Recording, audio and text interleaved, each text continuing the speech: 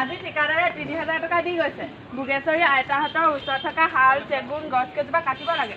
হয় নেকি বৰ বঢ়িয়া কথা দেখোন ৰ'ব দা কথা আৰু কৰতলে মই সাজু হওঁ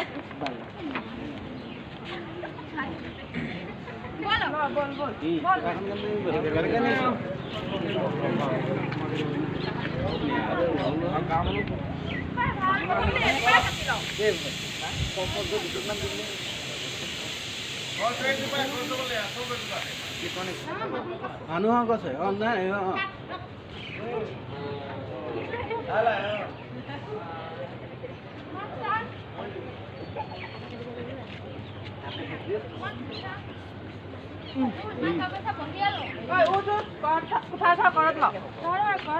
তুমি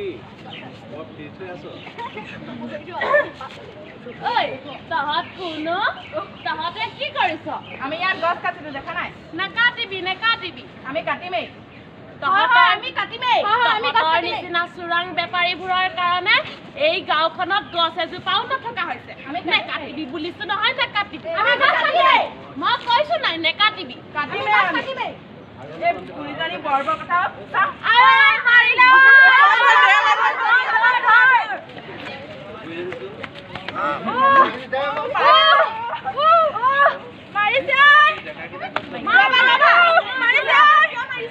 গছ কাটিছে মাৰিছো সিহঁতক নামাৰিবা সিহঁতক মাৰিলে আমি জগৰীয়া হ'ম আইন আছে সিহঁতক আমি আইনত তুলি দিম জানেনে ৰাইজ এই অঞ্চলত প্ৰায় 30 বছৰ আগত এখন অটব্য অৰণ্য আছিল এই অঞ্চলত বহু মূল্যৱান গছ আছিল লগতে বন্যপ্ৰাণী জীৱ-জন্তু আৰু পশু পক্ষীও আছিল